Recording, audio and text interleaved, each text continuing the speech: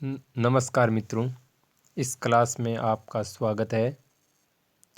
आज हम बात करेंगे संत रैदास जी के बारे में। इससे पहले मैं बता दूं कि इससे पहले हमारे संत साहित्य के 10 क्लास हो चुके हैं, उनको ज़रूर देखिए। पिछला हमारी क्लास थी वो कबीरदास जी की थी। आगे भी हम क्लास लेते रहेंगे। तो चलिए आज शुरू करते हैं रैदास जी के बारे में। रैदास जी, इनका जन्म है 1398 और यही जन्म कबीरदास जी का भी है। विद्वानों को रैदास जी को जन्म को लेकर विद्वानों में बड़ा मतभेद है और 1398 ईस्वी बताने वाले भगवत मिश्र है। अलग अलग विद्वानों ने, किसी ने 1200, किसी ने 1400 अलग अलग बताया है। तो आप जन्म को लेकर ज़्यादा टेंशन न लें, लेकिन ध्यान देने और याद रखने योग्य बात है कि इनका जन्म है वो बनारस में हुआ। ये बात आप अच्छी तरह ध्यान रखें। अब विशेष तथ्य उनकी बात करेंगे। रामानंद के शिष्य कही जाती। तो यहाँ से प्रश्न बन सकता है कि रैदास किसके शिष्य थे, और आपका उत्तर होना चाहिए रामानंद। ये ध्यान रखना, मीराबाई रैदास की शिष्या थी। ये भी वेरी इंपॉर्टेंट है। पूछ सकते हैं कि रैदास मीरा के गुरु कौन थे।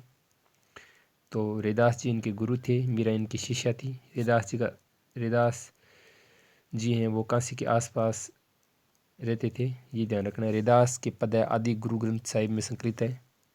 ऐसा बताया जाता है कि 40 के आसपास इनके पद हैं वो शामिल है, और इसमें कबीरदास जी के भी पद शामिल थे। ये भी ध्यान रखना है। और कुछ फुटकल पद है सत्यबानी इसमें संकलित है। रैदास की भक्ति का ढांचा निर्गुणवादियों का ये जो संतों निर्गुणवादियों का ये है, किंतु उसका स्वर कबीर जैसा आक्रामक नहीं है। स्वर में वो आक्रामकता नहीं है जो कबीर के काव्य में है, कबीर में है। तो यहाँ से प्रश्न पूछा जा सकता है, रैदास की भक्ति का ढांचा सगुणवादियों का है, गलत, निर्गुणवादियों का है। दूसरा पूछ सकते हैं कि बड़ी बड़ी कथन देकर रैदास का स्वर कबीर जैसा आक्रामक था। नहीं दोस्तों, मित्रों, इनका जो स्वर है वो ण या ण नहीं होगा, क्या होगा। उनका स्वर कबीर जैसा आक्रामक नहीं था। ये वेरी इंपॉर्टेंट बात है और ध्यान रखना है, क्योंकि बड़े बड़े कथन पूछेंगे तो वहाँ इस तरह का प्रश्न दे सकते हैं। रैदास में निर्हिता, एक बेबसी और कुंठाहीनता का भाव द्रष्टव्य है। दोस्तों, जुल्ह में कबीर भी कोई बड़ी जाति का जन्म नहीं था। वो भी एक जुल्ही परिवार में जन्मा था, लेकिन कभी उन्होंने जाति को लेकर इतनी बात नहीं की है जितनी रैदास जी ने कही है। इसलिए इनके स्वर में निर्हिता के साथ साथ कुंठाहीनता का भाव दिखाई देता है। भाव द्रष्टव्य। रैदास की भाषा सरल है, प्रभामयी और गेय युक्त है। रविदास या रैदास, यानी रैदास जी को रविदास कहते हैं। इनकी पत्नी का नाम याद रखना है, लोना। क्या नाम है? लोना। और साधु संप्रदाय रैदास की शिष्य परंपरा में आता है। वेरी इंपॉर्टेंट, पूछा जा सकता है कि साधु संप्रदाय किस शिष्य परंपरा में आ सकता है। तो वहाँ कबीर है, रैदास है, सूद, दूसरे जो है विद्वान संत है उनका नाम देकर पूछ सकते हैं। रैदास जाति से चरमकार थे। इनकी कविताई में जाति पाति के भेदभाव, वर्ण भेद, अस्पृश्यता की जीवंत रूप से अभिव्यक्ति पाती है। यानी ये इनकी कविता में जाति पाति भेदभाव, वर्ण भेद, अस्पृश्यता की समस्या है, उसकी अभिव्यक्ति मिलती है। अगली जो नीचे की बात है ये वेरी इंपॉर्टेंट है। कहा जाता है कि मेवाड़ की झाला रानी इनकी शिष्या थी। वेरी इंपॉर्टेंट लगा लो, झाला रानी इनकी शिष्या थी, ऐसा कहा जाता है। अगली बात देखिए, संत रैदास की चर्चित पंक्तियाँ हैं 10, इनको वेरी इंपॉर्टेंट लगा लो, आ सकती है। तो चलिए शुरू करते हैं। पहली पंक्ति, अब कैसे छुटे राम नाम रट लागी, प्रभु जी तुम चंदन हम पानी, जाके अंग अंग बास समानी।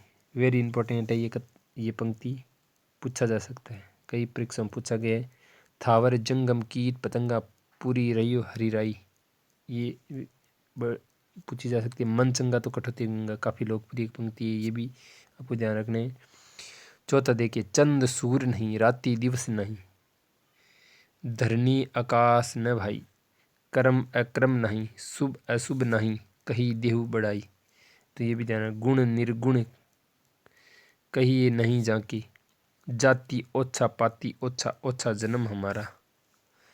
जब हम होते तब तुम नहीं, जब हम होते तब तुम नहीं, अब तू ही है मैं नहीं।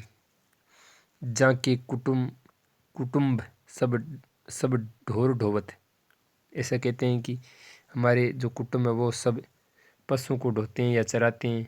फिर ही अजहू बनारस के आसपास, आज भी बनारस के आसपास पशु को चराते हैं।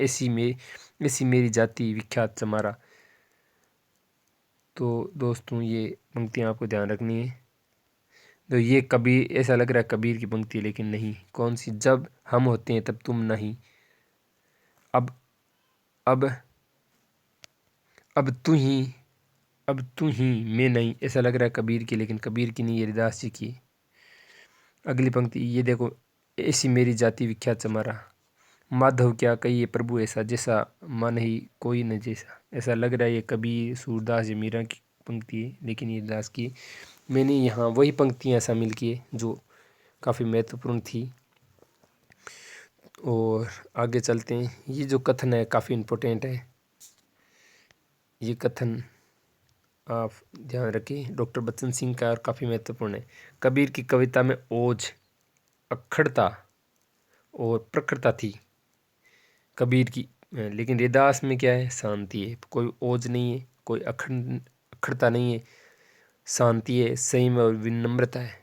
वेरी इंपॉर्टेंट बात है। यहाँ तक ये कथन पूछ सकते हैं, और अगला कथन है वो भी पूछा जा सकता है। कबीर की विचारधारा के केंद्र में हिंदू और मुसलमान है का शोषित प्रताड़ित वर्ग था, तो रविदास के विचार केंद्र में चमारों और सवर्ण हिंदू का मत का भेदभाव। इनका मानना है कि जो कबीरदास जी वो हिंदू और मुसलमानों पर कटाक्ष करते हैं, लेकिन रविदास जी है वो चमार और हिंदुओं की भेदभाव की बार बार अपने काव्य में बात करते हैं। तो सारी कथन है वो इम्पोर्टेंट है। देखिए, इनका जन्म बनारस में, ये ध्यान रखना है। ये रामानंद के शिष्य थे, ये ध्यान रखना है। मीराबाई रविदास की शिष्या थी, ये ध्यान रखना है। आकाश सिंह आसपास रहते थे, ये गुरु ग्रंथ साहिब में इनके पद संकलित है, ये आपको ध्यान रखना है। निर्गुणवादियों का सा ढांचा था। कबीर के जैसा आक्रामक स्वर नहीं था। आक्रमण नहीं, क्या होगा यहाँ? रविदास में निर्हिता के साथ कुंठाहीनता का भाव दृष्ट हुए। ये वेरी इंपॉर्टेंट पंक्ति है, ध्यान रखो। रविदास की भाषा सरल प्रभु की, ये ध्यान रखना। रविदास की पत्नी का ध्यान रखना। लोना साधु संप्रदाय रविदास से संबंधित है, चरमकार थे। कविता में जाति पाति वर्ण अस्पृश्यता समस्या जीवंत अभिव्यक्ति पाई जाती है। झाला रानी इनकी शिष्या थी मेवाड़ की। आगे देखिए, इनकी जो पंक्ति हैं वो तो सारी की सारी इम्पोर्टेंट है, कोई भी बिना इम्पोर्टेंट नहीं है।